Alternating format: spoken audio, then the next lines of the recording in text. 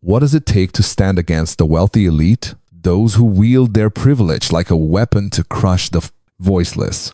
Look at Lena Carter, a black female chef whose Creole dishes sing of heritage and defiance. In the glittering heart of a Manhattan gala, she faces Charles Wentworth and his clique, their racist taunts slicing through her team like a knife. Lena steps to their table, eyes locked on Wentworth's smug grin. Without a word, she grips the tablecloth and yanks. Plates, glasses, and arrogance shatter on the floor, the clatter echoing in a stunned silence. Her voice trembles, but holds firm. You don't deserve my food. No one insults my team. What will this act cost her? Will her courage topple the powerful or her dreams? If this story stirs you, hit subscribe and share where you're listening from. City or countryside, morning or midnight. What's your guess for Lena's fate? Stick around to find out. The chandeliers of the Four Seasons, Grand Ballroom glittered like frozen stars, casting a golden glow over 150 of Manhattan's elite. Tuxedos and sequined gowns swirled through the hum of ambition. Glasses clinking as deals worth billions whispered in corners. Lena Carter, sensupa, stood at the helm of the open kitchen, her white chef's coat pristine against the chaos. Her coiled hair was tucked neatly under a cap, but her eyes, sharp, unyielding, scanned every detail. The sizzle of lobster Creole, the gleam of truffle, fleck cornbread, Carter's cuisine. Her pride was serving Gerald Ramsey's Gala, a fundraiser for his tech investment fund. One wrong move, and her reputation could burn. Lena's hands moved with the precision of a conductor, adjusting a pinch of cayenne in the sauce. Jamal, check the moves, she called to her assistant, a lanky man with a quick grin. Jamal nodded, darting to the dessert station. Nearby, Maya R. balanced the tray of amuse bushes, her brow furrowed with focus. Lena's team, 40 strong, mostly black and brown faces, worked like a single pulse, their rhythm honed over the years. This was no ordinary night. The menu, a love letter to her Creole roots. We had to sing. She caught her reflection in a polished pot, a flicker of her mother's face in her own. Cook with your soul. Lena, her mama used to say, stirring gumbo in their cramped New Orleans kitchen. That soul was here, in every dish, every bead of sweat. Lena had clawed her way from a French market stall to this ballroom, defying every skeptic who thought a black woman couldn't command high cuisine. Tonight, she'd prove them wrong. A ripple of laughter broke her focus. Across the room, Charles Wentworth held court at a prime table, his silver hair catching the light, flanked by Vivian, a fashion designer, Ein, a crimson gown, and two suited businessmen. He radiated the kind of wealth that bought silence. Lena had heard of him. Real estate titan, ruthless in boardrooms. His group's eyes flicked toward the kitchen, and she caught a snippet. Creole bold for a gala. This size. Vivian's lips curled, dismissive. Lena's jaw tightened, but she forced a smile. Let them talk, she muttered, tossing a sprig of thyme into the sauce. She'd served at the Met Gala. She could handle a few snobs, but the air felt heavier now, like a storm brewing. Maya glided past, whispering, "Those folks at table 3 want to inspect the kitchen." Lena's stomach twisted. Inspect. This wasn't a health check. It was a power play. "Fine," she said, voice steady. "Let them come." She smoothed her coat, standing taller. Jamal shot her a look, half concern, half trust. "You got this, boss," he said, low enough for only her to hear. Lena nodded, but her pulse quickened. I thought of her mom again, her words. A shield. Don't let them pull you down. Baby, she wouldn't The clack of Wentworth's polished shoes announced his arrival. He strode into the kitchen like he owned it. Vivian and the businessman, trailing, his eyes cold as steel, swept over the steaming pots. And Lena's team, so this is the Creole experiment, he said, voice dripping with amusement. Smells interesting? Lena stepped forward, chin high. It's lobster Creole. Mr. Wentworth served at events bigger than this one. Her tone was polite, but her eyes dared him to push. Vivian smirked, twirling a strand of pearls. Bigger? Like what? A street fair in New Orleans. The businessman chuckled, a sound that grated like sandpaper. We've served Met Gala, Lena said, her smile a blade. Every dish here is crafted to perfection. Care to try one? She gestured to a tray of cornbread bites, golden and fragrant. Wentworth waved a hand dismissively. I'll judge the main course, if it's not pedestrian. The word hung like a slap. Maya, refilling a tray nearby, froze. Jamal's hand paused. Mid-stir, his jaw tight. Lena felt their tension, a shared wound. She'd faced this before. Clients who saw her skin before her skill. But this was her kitchen, her stage. You'll taste it soon enough, she said, turning back to her sauce. We don't disappoint. Wentworth leaned closer, his cologne sharp. Hope not, chef. This crowd expects more than, well, you know. He smirked, glancing at Vivian, who stifled a laugh. The implication landed like a stone. More than a black woman could deliver. Lena's fingers curled around a ladle, knuckles whitening. She wanted to fire back to tell him her gumbo had made critics weep, but she swallowed the urge. Not yet. As the group sauntered back to their table, Vivian's voice floated back. Let's see if she can handle the pressure. Lena exhaled, slow and deliberate. She caught Maya's eye, the young woman's face, a mix of anger and fear.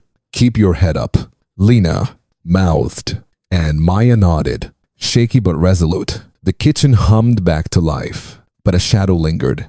Lena stirred the sauce, her mind racing. Wentworth's words weren't just insults. They were a challenge to her existence, her team's dignity. She glanced at the ballroom, where glasses clinked and deals were struck. This was their world, not hers. But she'd carved her place in it, and she'd be damned if she let them take it. Jamal, Maya, we're on, she said, voice low but fierce. Let's make this food sing. They nodded, their trust in her, a lifeline. But as she plated the first course, Wentworth's laughter echoed across the room, sharp and mocking. Lena's grip tightened on the plate. Something was coming, and she felt it like a storm on the horizon. The scent of cayenne lingered in Lena Carter's nose, pulling her back to a cramped kitchen in New Orleans. 20 years gone. She was 18, flour-dusted hands, stirring roe beside her mama. The sizzle of onions and bell peppers filling the air. Slow. Lena, her mama said, voice warm as the gumbo simmering. Let it tell its story. That kitchen with its cheap tiles and flickering bulb was Lena's first stage, where she learned to cook with soul. Now in the Four Seasons, gleaming chaos. That soul was her armor. Wentworth's mocking laughter still echoed in her ears, a blade slicing through the clatter of pots. Lena shook to it off, focusing on the lobster Creole, its ruby sauce glistening under the kitchen lights. She couldn't let him rattle her, not with 150 elites waiting to judge her craft. But his words, more than you know, burned. They weren't just about her food. They were about her place, her skin, her existence. She'd faced worse. At 16, working a diner in New Orleans, a white customer had refused her service, sneering, I don't eat what your kind cooks. Lena had stood frozen, the sting sharper than any knife. her mama wiping tables nearby, pulled her aside.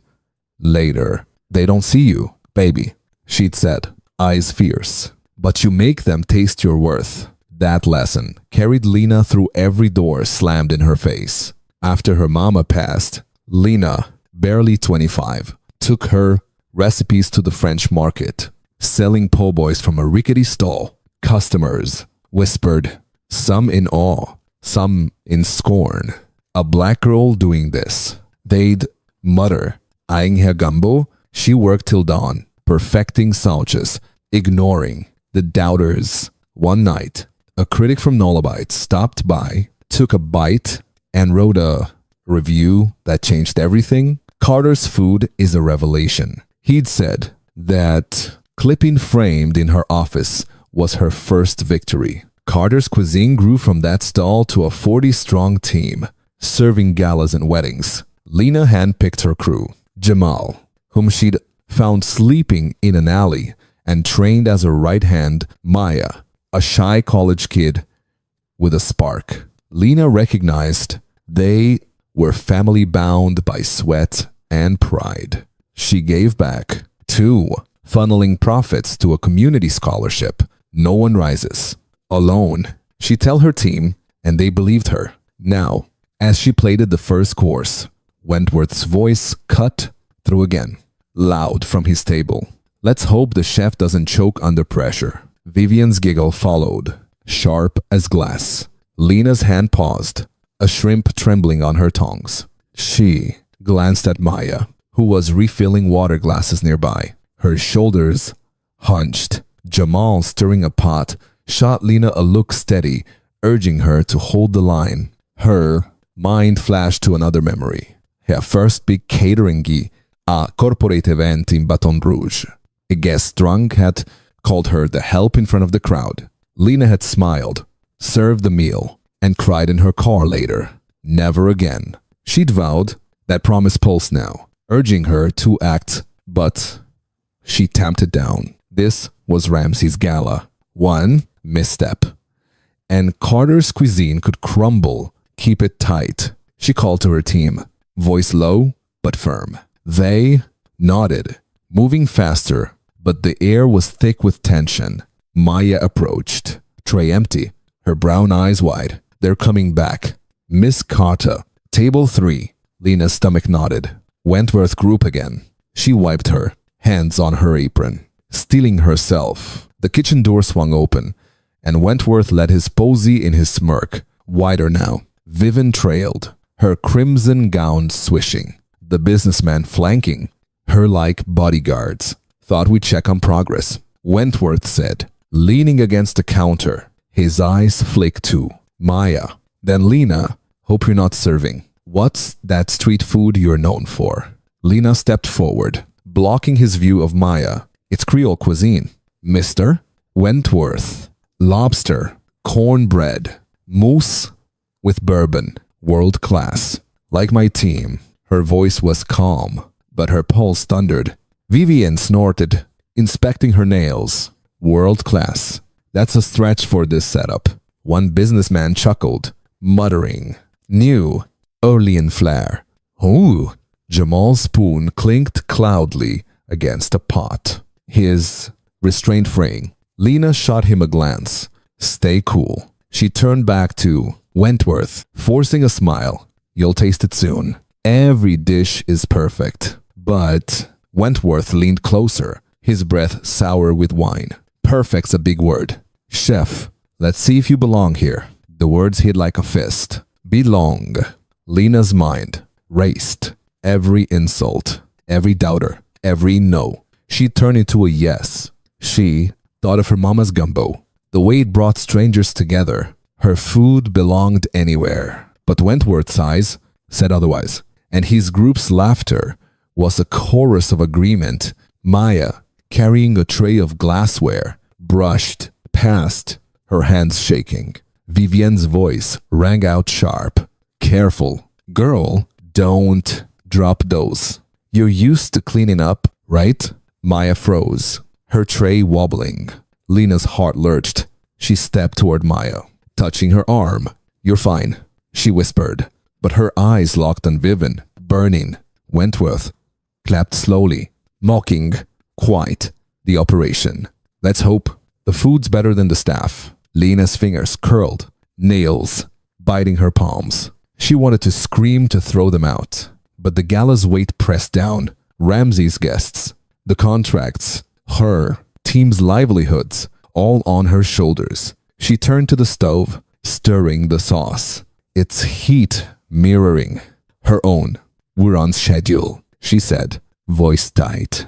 "Enjoy your evening," Wentworth chuckled, leading his group out. But as the door swung shut, Lena felt a fire ignite. This wasn't over. Her mama's voice echoed, "Make them taste your worth." She would. Lena Carter's hands trembled as she plated the lobster, Creole, the sauce's ruby sheen catching the kitchen lights. Wentworth parting yep, hoped the food's better than the staff. Hung like smoke, poisoning the air. Her team moved around her, their rhythm faltering under the weight of his words. Jamal's jaw was set, his spoon scraping the pot with too much force. Maya, refilling a tray, kept her eyes down. Her usual spark dimmed. Lena wanted to gather them close to shield them from the venom, but the clock was ticking. The gala's elite awaited her food, and she couldn't falter. She forced a breath, the scent of bourbon and thyme, grounding her. Her mama's voice whispered through the haze. "Don't let them pull you down, baby." Lena had carried that mantra through every slight, every "you don't belong" glare. But tonight, with Wentworth's crew circling like vultures, it felt heavier. They weren't just questioning her skill. They were tearing at her team's dignity, her legacy. "Focus," she murmured, more to herself than her crew. She adjusted a garnish, her fingers steadying. The first course was out. The main was next. She could feel the room beyond the kitchen. A sea of wealth and power, watching one mistake, and Carter's cuisine would be a footnote, not a triumph. But Wentworth's laughter, sharp from his table, kept slicing through her. Calm, Maya approached, her voice barely a whisper. "Miss Carter, they're talking about us again." Table 3. Lena's stomach clenched. She glanced over, catching Vivian's smirk as she leaned toward Wentworth, her pearls glinting. The businessman nodded, their chuckles low but deliberate.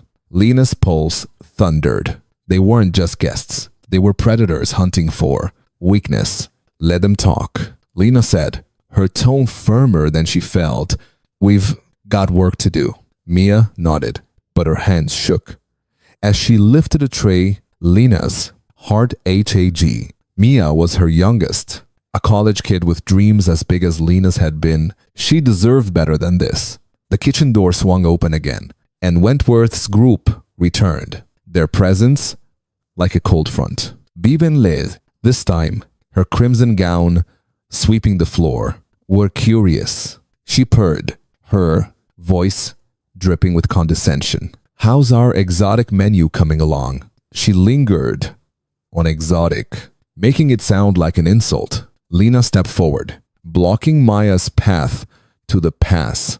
"On schedule, Miss Vivian, lobster Creole, crafted with precision. You'll taste it soon." Her smile was a mask, but her eyes burned.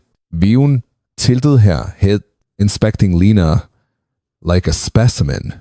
"Crafted. That's a big word for this." She gestured at the kitchen, her nails catching the light. One of the businessmen, a heavy-set man with a Rolex, snorted. "New Orleans flair, right? More suited to a jazz bar than here." Wentworth, leaning against the counter, added, "Let's hope it's not too street." The word landed like a whip, and Jamal's head snapped up, his eyes narrowing. Lena shot him a look. "Hold it together." She turned to Wentworth, her voice ice. "My cuisine served at the Met Gala. It's world class, like my team. Anything else you need?" Her words were polite, but the challenge was clear. Went smirk, widened, unfazed.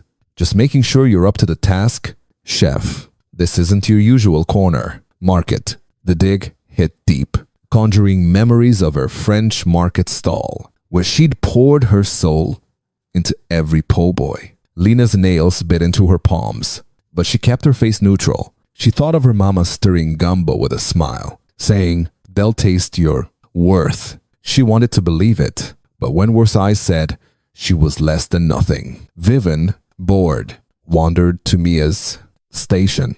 She picked up a glass, then let it slip, wine splashing across Mia's apron. "Oops," Vivian said, laughing. "You're used to cleaning up, right, sweetie?" Mia froze, her cheeks flushing, the tray wobbling in her hands. The room seemed to shrink, every eye on her humiliation. Lena's blood roared. She stepped to Maya, steadying the tray. "Go change," she whispered, her voice soft but firm. Maya nodded, eyes wet, and slipped away. Lena turned to Vivian, her calm frame that was uncalled for. "My team deserve respect." Vivian raised an eyebrow. "Respect for the help," Wentworth chuckled, clapping a businessman on the shoulder. "She's spirited, I'll give her that." The group's laughter filled the kitchen, a sound that clawed at Lena's restraint. She wanted to scream to upend their smugness, but the gala loomed. Her team's livelihoods, her dream, they hung in the balance. Jamal moved closer, his voice low. "Boss, they're pushing too far." Lena nodded, barely perceptible. She felt it, too. The line was thinning. She turned back to the stove, stirring the sauce, its heat mirroring her own. "We keep going," she said, loud enough for her team to hear. "They don't get to break us." But Wentworth wasn't done. "I want you to serve our table personally," he called, his tone commanding. "Let's see if you can handle it without slipping." His eyes gleamed, daring her. Lena's heart pounded, her mama's voice battling the rage inside. "Don't let them pull you down." She gripped the ladle, knuckles white. "Fine," she said, her voice steady but laced with fire. "I'll serve you myself." She turned to the pass, grabbing a tray of lobster. Her team watched, and their trust a lifeline. But as she stepped toward the ballroom, Wentworth's smirk followed her, a promise of more to come. Lena's resolve hardened. She'd serve them, but on her terms. Lena Carter's footsteps echoed on the ballroom's marble floor, each step a drumbeat of resolve. The tray of lobster Creole balanced in her hands, its aroma of thyme and cayenne a defiant hymn to her roots. Charles Wentworth's, the man to serve his table, personally burned in her mind. His smirk, a taunt that followed her from the kitchen, the Gala's hum, clinking glasses, murmured deals, faded as she approached table 3, where Wentworth, Vivian, and their cronies lounged like royalty. Her team's eyes, Jamal's steady, Ma's wounded, trailed her. She wouldn't let them down. Wentworth leaned back, his silver hair catching the chandelier's glow. "Here's our chef," he announced loud enough to draw stares. "Let's see if she can manage without a fumble." Vivian's lips curled, her crimson gown a slash of disdain. The businessmen chuckled, their watches glinting as they raised glasses. Lena set the tray down, her movements deliberate, her face a mask of calm. Inside, a storm raged. "Lobster, Creole," she said, placing a plate before Wentworth. "Crafted with precision, as you requested." Her voice was smooth, but her pulse thundered. She thought of her mama stirring gumbo in their New Orleans kitchen, saying, "Make them, taste your worth." This dish, rich with her heritage, was her answer to their scorn. But Wentworth's eyes, cold and predatory, saw only a target. He picked up a fork, inspecting the lobster like evidence. "Looks passable," he said, then leaned forward, his voice dropping. "But let's be honest, this isn't your stage, is it? You're more back alley, po' boy, right?" The table erupted in laughter, Vivian's high-pitched giggle, cutting deepest. Lena's fingers twitched, nails biting her palms. She'd faced insults before, clients who sneered at her skin, her roots, but this was a public gutting. She moved to Vivian, setting down another plate. "Enjoy," she said, her tone clipped. Vivian waved a hand dismissively. "Oh, I'll try, darling, but I'm not big on street food." The word street landed like a slap, and Lena's calm frayed. She glanced at the kitchen where Maya stood, fresh apron hiding the wine stain, but not the hurt in her eyes. Jamal's fists were clenched, his restraint a mirror of her own. The second businessman, his face flushed with wine, piped up, "Come on, chef, give us a show. Prove you belong in a place like this." He nudged Wentworth, who grinned. "Yes, let's test." Her metal, Wentworth lifted his plate, then tilted it, letting the lobster slide to the floor with a wet thud. "Oops," he said, his voice dripping with mockery. "Guess you're used to cleaning up messes like this, aren't you?" The laughter was deafening now, a chorus of cruelty that drowned the Gala's hum. Lena froze, the room shrinking to that spilled plate, the lobster's vibrant sauce pooling on the marble. Her mind flashed to every indignity. Her mama called girl at 40, Lena herself, dismissed as the help at her first big gig. The weight of it all pressed down, her mama's voice battling the roar in her ears. "Don't let them pull you down." She looked at Maya, whose hands covered her mouth, eyes glistening. Jamal stepped forward, ready to intervene, but Lena raised a hand, stopping him. Her gaze locked on Wentworth, his smirk, a challenge she could no longer ignore. The fire she tamped down in the kitchen blazed now uncontainable. She thought of her team, her Creole legacy, the stall where she'd built her name. They didn't get to take that. Lena stepped closer to the table, her breath shallow. Wentworth raised an eyebrow, amused. "What's this? A tantrum?" She didn't answer. Her hand closed around the tablecloth, the linen cool against her palm. Time slowed, the Gala's noise fading to a hum. She saw her mama's smile, Maya's trembling lip, Jamal's quiet strength. This was for them. With a sharp yank, she pulled. The tablecloth ripped free, sending plates, glasses, and silverware crashing to the floor. The long swang choi tai of shattering porcelain silenced the room. A gunshot in the gilded haze. Wine splattered Vivian's gown. Wentworth's jaw dropped. Lena stood tall, her voice trembling. "Would eat on slud. You don't deserve my food. No one insults my team." The ballroom held its breath. A few guests clapped, their applause hesitant, but growing. Others gasped, hands to their mouths. Gerald Ramsay, the host, surged from his table, his face a mask of fury. "What the hell are you doing?" he bellowed, striding toward her. "Apologize and get back to work." Wentworth recovered, laughing coldly. "I knew." She couldn't handle it. Typical. Vivian, dabbing at her stained dress, hissed, "Call security." She's unhinged, but Lena's eyes never left Wentworth. She felt the weight of every stare, every judgment, but also the fire of her team's trust. "No," she said, her voice steady now. "We're done here." She turned to her crew, her command cutting through the chaos. "Pack up. We're leaving." Jamal nodded, rallying the team. Maya, tears streaking her face, moved with purpose, grabbing trays within minutes. Carter's cuisine was dismantling their setup, their efficiency, a silent rebuke. Ramsay grabbed Lena's arm, his voice low. "You'll regret this. I'll ruin you." Lena pulled free, her gaze unwavering. "Try it." As she led her team out, the Gala's opulence faded behind her. The night air hit her face, sharp and cold as they stepped onto Manhattan streets.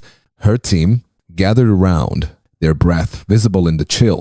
"We did right," she said, her voice soft but sure, but her heart raced with doubt. Had she just burned everything she'd built? The city's lights pulsed, offering no answers. The Four Seasons Ballroom. Moments ago, a glittering stage of ambition dissolved into pandemonium. Tables stood bar, their linen stripped by Carter's Cuisine's swift exit, leaving 150 elites staring at empty plates. The clatter of shattered dishes still echoed in Lena Carter's wake. Her words, "You don't deserve my food." A gauntlet thrown at Charles Wentworth's feet. Waiters froze, trays abandoned, guests whispered, their murmurs swelling into outrage. A tech mogul slammed his glass down, barking, "This is a $1 billion night, and we're starving." The air crackled with disbelief. The Gala's veneer of civility shattered. Wentworth, his silver hair disheveled, stood at the epicenter, his smirk gone, his table a wreck of spilled wine and broken porcelain, drew every eye. That woman's unhinged, he sputtered, but his voice lacked his usual command. A venture capitalist, mid-deal, when Lena yanked the cloth, rounded on him. "You caused this, Charles. My investors are livid." The man stormed off, phone in hand, canceling a $50 million partnership Wentworth had banked on another guest. A hedge fund titan muttered, "You're done in this room," and turned away. Wentworth's face wrined, his empire cracking under the weight of his own cruelty. Vivian, her crimson gown splotched with merlot, fared no better. A vogue editor, seated nearby, had overheard her taunt to Maya, "You're used to cleaning up, right?" and was already texting colleagues. By morning, whispers of Vivian's venom would reach fashion insiders, prompting two sponsors to pull funding from her New York Fashion Week show. She clutched her pearls, hissing to a businessman, "This is her fault." But the man, eyeing the chaos, distanced himself. "You laughed. Vivian, own it." Her allies were slipping, her social capital bleeding out. The other two businessmen, their suits stained from the tablecloth debacle, scrambled to save face. One, a real estate developer, slipped out to call his PR team, dreading the fallout. The other, a biotech CEO, publicly apologized to Gerald Ramsey, the host, hoping to salvage a merger. "We didn't know it had escalated," he stammered, but Ramsey's glare silenced him. Their names tied to Wentworth's scandal would haunt boardroom whispers for months, costing them deals and invitations. Ramsey himself was a tempest, pacing the ballroom's edge. Phone pressed to his ear. "Sue her," he roared to his lawyer. Carter's Cuisine broke contract. "I want her bankrupted," his voice carried, drawing gas from guests. A few, Laya Brooks, a renowned actress, and David Chen, a journalist, exchanged looks. Their sympathy with Lena, Leia leaned to David, murmuring. She stood up for her. "People, that's rare." David nodded, jotting notes for a story that would shake Manhattan's elite. Across town, Lena led her team into the cramped Brooklyn office of Carter's Cuisine, the city's neon glow filtering through cracked blinds. The adrenaline of their exit had faded, replaced by a heavy silence. Jamal locked the door, his usual green absent.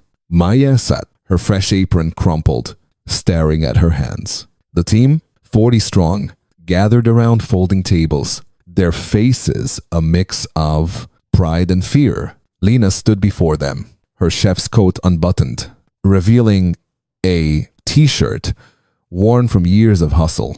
"We did right," she said, her voice steady but raw. "They crossed the line, and we drew ours." Nods rippled through the room, but eyes flickered with doubt. Jamal spoke up, his tone gentle. "Boss, what's next?" "Ramsey's got deep pockets. He'll come for us." Lena's stomach twisted. She'd felt Ramsey's threat. I'll ruin you. Like a blade at her throat. She pulled a contract from a drawer, its pages creased from study. We've got this, she said, tapping a clause. Termination for discriminatory behavior. Wentworth Group gave us grounds. Jamal scanned it. Hope flickering. We've got witnesses. 2. That actress, Laya, and the journalist guy. They saw everything. Lena nodded, recalling Laya's clap after the tablecloth fell. 5 witnesses. Minimum? We're not defenseless, but doubt gnawed at her. She thought of her mama, who'd endured worse in dive bars, smiling through slurs. To feed her kids, had Lena's fire cost her team their future? She looked at Maya, whose eyes were red, but fierce. Miss Carter, Maya said, voice soft. You fought for us. That's worth it.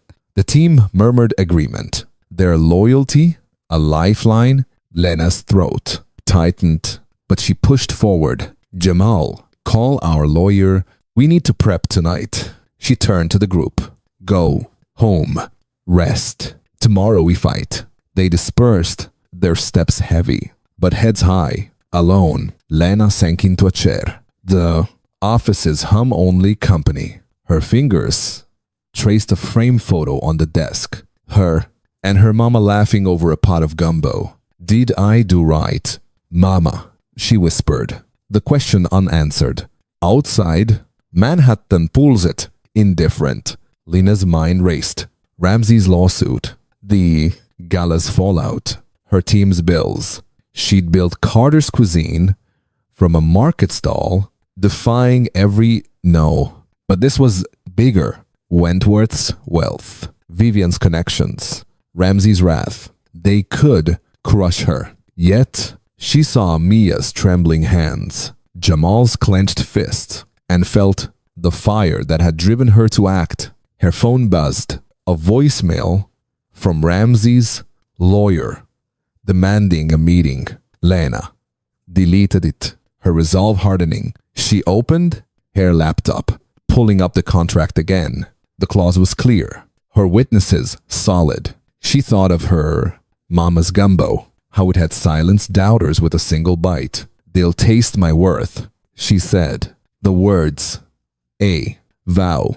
The city's lights flickered through the window, a challenge and a promise. Lena stood squaring her shoulders. She'd walked out of the Four Seasons with her head high. Now she'd fight to keep it that way. For her team, her legacy, herself. The Brooklyn office of Carter's cuisine was a cocoon of quiet. Its fluorescent buzz, a faint heartbeat against the city's roar. Lena Carter sat at her desk, the contract's fine, print blurring before her eyes. A week had passed since she'd yanked the tablecloth at the Four Seasons, shattering Wentworth's arrogance and her own certainty.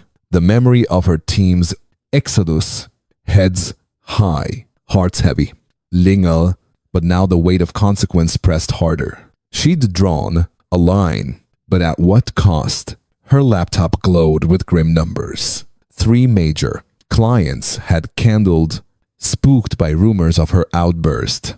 A wedding planner emailed, polite but firm. We need reliability. Miss Carter. The word stung, each one a brick in a wall.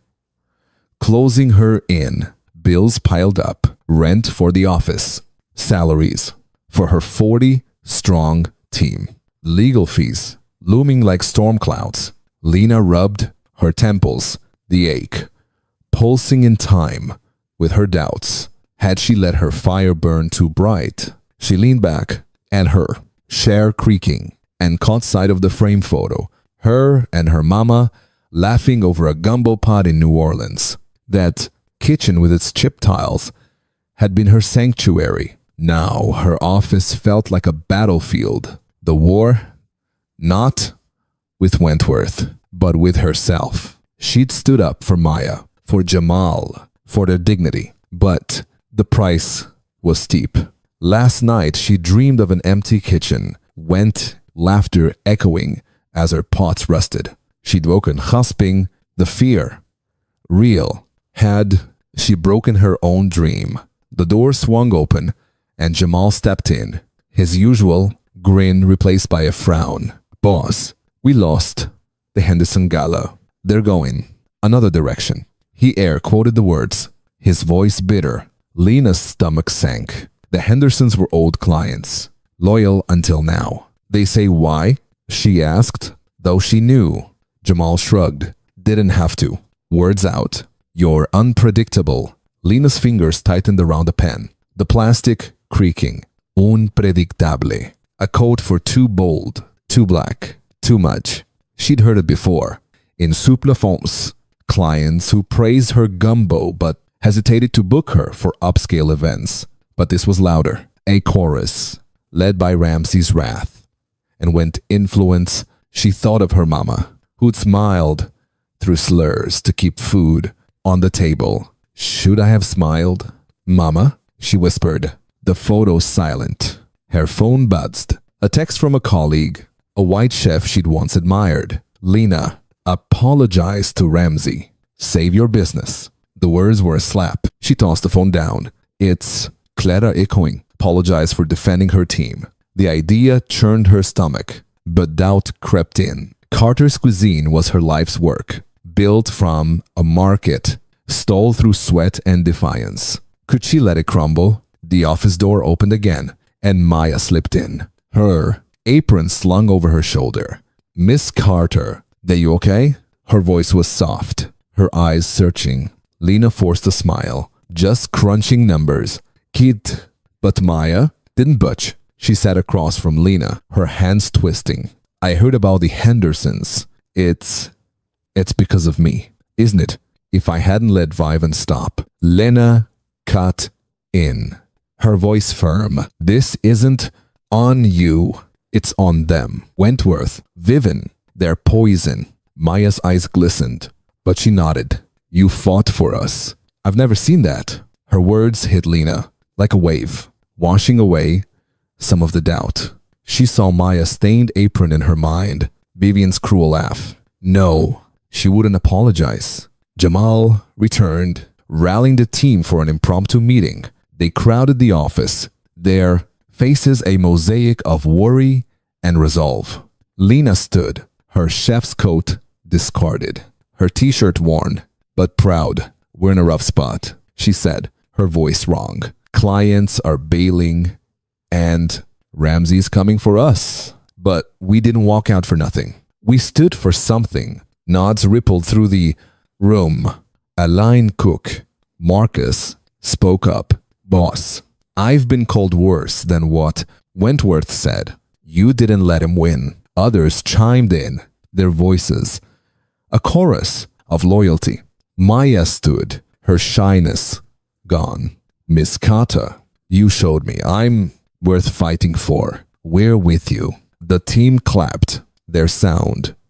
A heartbeat, and Lena's throat tightened. They were her family, forged in fire. She pulled out her phone, dialing her lawyer. Sarah, on speaker. Tell me we're solid, Lena said. Sarah's voice crackled through. The contract's airtight. Discrimination clause holds. 5 witnesses plus the 4 seasons footage. Ramsey's bluffing, but it'll be a fight. Lena exhaled, hope flickering. Then we fight, she said, her team nodding. Alone again. Lena sat, the office dark, save for her desk lamp. She thought of her mama's story, how she'd been spat at by a customer, but served him anyway for survival. I'm not you. Mama, Lena whispered, her voice breaking.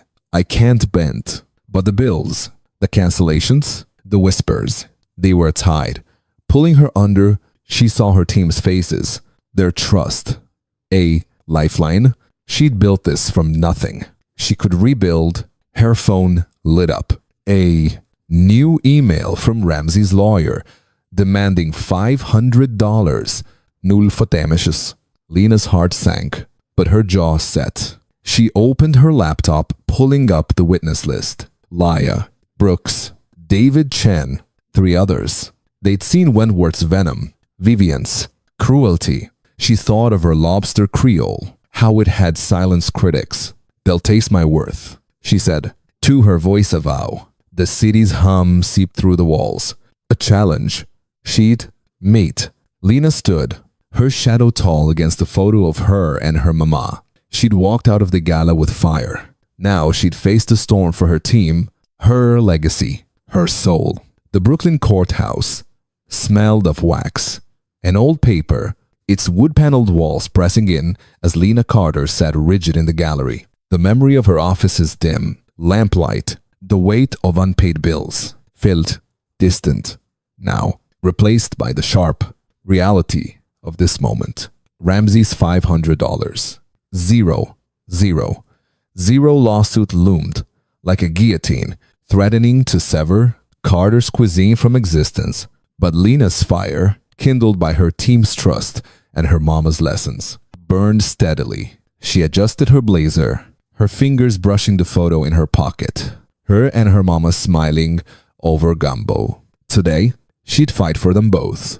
The judge, a stern woman with silver streaks in her hair, peered over her glasses as Lena's Lavier, Sarah, rose. "Your Honor.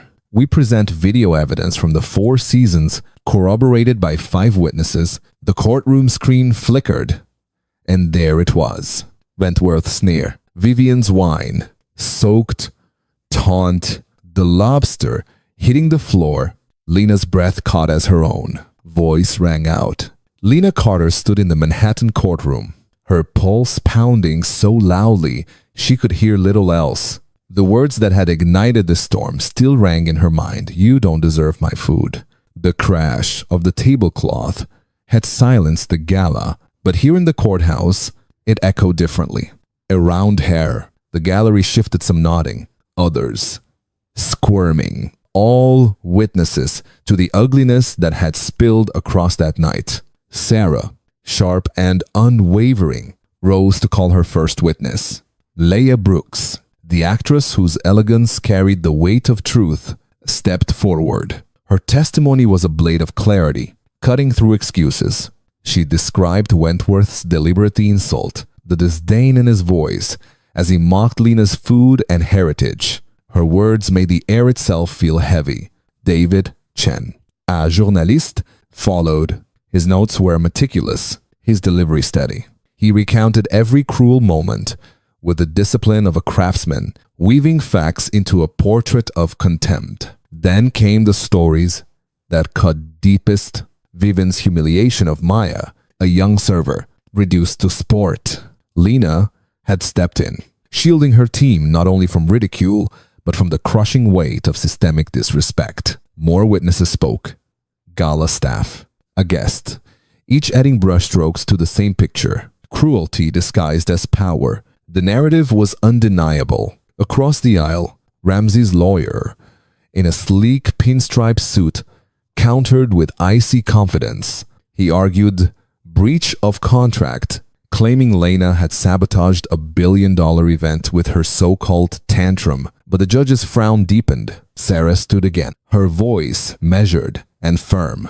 "The contract allows termination for discriminatory behavior.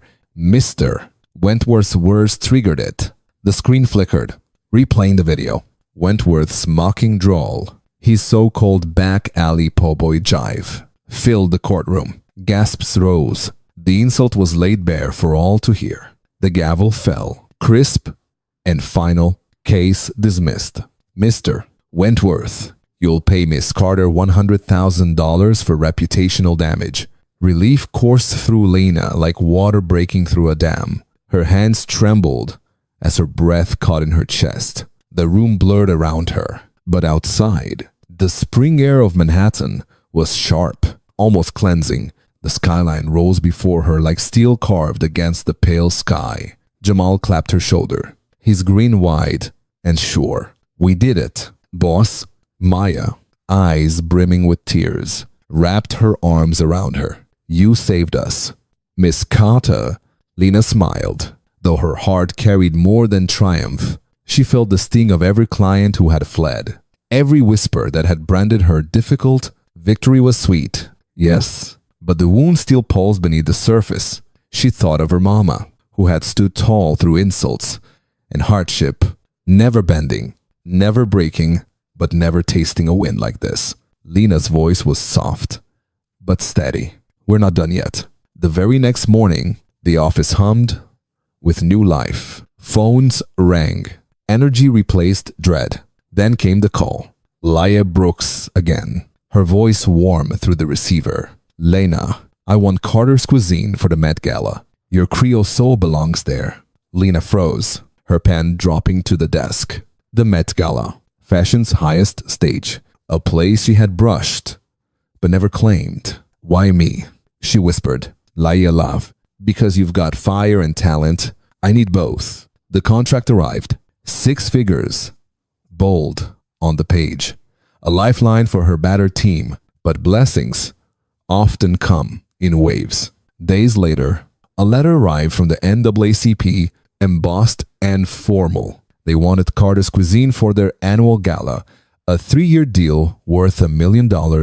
Your stand against injustice inspires us. The director had written. Lena read the words again and again, her throat tightening. She thought of her mama's voice. Make them taste your worth. Then came a third offer, this time from a Manhattan restaurant tour. Your gumbo, your lobster Creole. Let's put them on our menu.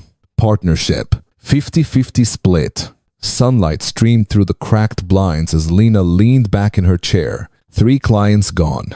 Yes, but 3 titans had stepped in their place. She thought of her stall at the French market, of skeptics who had scoffed at her dreams. They would taste her name now. In every dish, every headline. The ripples spread faster than she could have imagined. The New York Times ran a feature. Chef's Defiance, Shakes, Elite Gala. Essence followed, calling Lena a beacon for black women. This wasn't social media's fleeting blaze. This was ink and permanence. Her story carried, calls poured in, charities, museums, even a private dinner for a senator. Jamal scribbled dates on a calendar, barely keeping up. We're back. Boss, Lena laughed, the sound surprising her, foreign, but welcome. And then another door opened. The New York Culinary Association invited her to consult on a policy to protect service workers from discrimination. Lena, once dismissed as an outsider, now sat at their boardroom table. She spoke steadily, her voice unshaken, carrying with her the faces of Maya, Jamal, her whole team. Every word was theirs as much as hers. Carter's cuisine was no longer just a restaurant. It was a symbol, proof that dignity and principle could shift an industry. But in the quiet of night, Lena's joy was measured. She sat in her office, fingers tracing the frame of her mama's photograph. Her smile held her steady. The scars remained clients who abandoned her, colleagues who urged her to bow. Yes, she had won, but the cost had been steep. Still, her team's loyalty anchored her. Their applause after each new booking, their steady faith. When her own faltered, she thought of Maya's trembling voice. You showed me I'm worth fighting for. That was the true victory. Her phone buzzed. A conference invitation, diversity, and culinary arts. Lena paused, then pressed accept. Rising, she pulled on her blazer. Its fabric, crisp and grounding. In the mirror, her eyes shone fierce. Her mama's strength lived in her jawline. We're just getting started. Mama, she whispered. Outside, Brooklyn's lights flickered, alive with promise. Lena Carter had faced the storm and stood tall. Now, new doors awaited, and she was ready to walk through them. Her Creole fire, burning brighter than ever. 6 months had passed since Lena Carter stood in that Manhattan courtroom, her hands trembling as the gavel fell in her favor. In the months that followed, her world had shifted in ways she once barely dared to imagine. Now, the new Brooklyn headquarters of Carter's Cuisine gleamed under soft light. Steel counters stretched twice the size of her old space. A testament to growth, she had earned dish by dish. The scent of gumbo, smoky and rich with andouille and okra, rose from the pot. Lena stirred, each swirl connecting her to her mama's New Orleans kitchen. The kitchen was alive with movement, her team's laughter, a steady rhythm of triumph. Maya, no longer timid, directed the prep station. With sure hands, her shy smile replaced with confidence. Jamal, scribbling orders on a clipboard, caught Lena's eye and winked. This was their victory as much as hers. Together, they had survived storms of doubt, clients who turned away, sleepless nights filled with fear. Now they were building something lasting. But Lena hadn't forgotten the scars. They were written into her journey, silent reminders of the price she had paid. Today, though, she carried something brighter. On her desk sat papers for a scholarship fund, $50,000 for young black chefs. It bore her mama's name, Marie. Lena remembered the first recipient, Tasha, a lanky 18-year-old whose wide eyes mirrored her own at that age. Handing her the check, Lena had whispered, "Keep cooking. Tasha, your soul's in it." The memory warmed her, proof that victory wasn't just about headlines or contracts. It was about legacy. A knock at the door broke her reflection. The kitchen fell silent. As Gerald Ramsey stepped inside, his tailored suit seemed too polished for the flour-dusted space. Once, he had sworn to destroy her. Now, his shoulders carried something different. Humility. "Miss Carter," he said, his voice low. "I owe you a conversation." Lena wiped her hands, guiding him to a corner table. Her posture remained unyielding. "I was wrong," Ramsey admitted, each word deliberate. "I should have stopped Wentworth that night. I let pride blind me." She studied him. His empire had been shaken, his reputation scarred. Yet in his tone, she heard a rare note of sincerity. "Why now?" she asked, steady as stone. He exhaled. "I'm hosting a charity dinner for education. I want Carter's cuisine. No one else can do it justice." Lena's jaw tightened. Memories of his threat. "I'll ruin." You still lingered, but she also heard her mama's voice, urging her to rise above anger. "One condition," she said firmly. "Wentworth isn't invited. Not now. Not ever." Ramsey nodded without pause. Done. He's persona non grata. Their handshake sealed a fragile truce. Lena would serve his event, but on her terms, no longer bound by fear. Wentworth's fall, by contrast, was complete. The $100. 000. Judgment was only the beginning. 2 corporate boards ousted him. Investors pulled away to cover debts. He sold his Hamptons estate and retreated to obscurity upstate. She heard he dined alone now. His name. A warning in Manhattan's elite circles. Lena felt no pity. His cruelty had carved his downfall. Vivian's fashion empire unraveled. Her shows abandoned by sponsors. She fled to Paris, chasing a relevance that no longer wanted her. Businessmen tied to the scandal lost their footing. Mergers failed. Partnerships dissolved. Their wealth could not shield them from the consequences of arrogance. Lena turned back to her gumbo, steam curling upward like a prayer. From the French market to the Four Seasons, from doubt to defiance, she had risked everything for dignity. The cost had been high, but the reward greater. Maya's strength, Jamal's loyalty, that her own unshaken voice echoing her mama's words. "Make them taste your worth." The NAACP Gala loomed, a stage for her Creole fire. Lena pictured the tables heavy with lobster Creole, cornbread, bourbon mousse, each dish a story, each flavor a declaration. Her influence stretched beyond kitchens. She was now a speaker at conferences, her name tied to industry change. The New York Culinary Association's new policy protecting service workers bore her imprint. She had reshaped the industry, not with wealth, but with principle. Still, the quiet moments grounded her most. She watched Maya guiding a new hire, her voice kind but firm, seasoned with love, not just salt, she said. Lena smiled, hearing her own wisdom in the words. Jamal hummed a jazz tune as he stacked crates, his ease a balm. After years of struggle, these moments, Lena thought, were the true victory. A family forged in fire. At the window, Brooklyn's skyline stretched sharp against the dusk. Lena traced her breath on the glass, whispering to her mama, "I didn't bend, mama, and we're stronger for it." The scholarship, the contracts, the new policy. Each was part of her gumbo, a blend of struggle and soul finally served to a world ready to listen. The kitchen door opened. Tasha, the scholarship student, peeked in. Miss Carter, ready for gala prep. Lena turned, her smile wide. "Let's make it sing." Kit, she joined her team, the clatter of pots rising like a symphony as she plated a gleaming lobster Creole. Lena felt her legacy alive in every bite.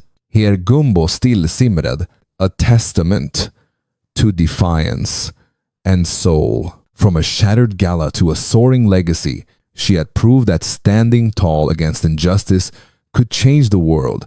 Her Creole fire burned through doubt, lighting a path for others to follow.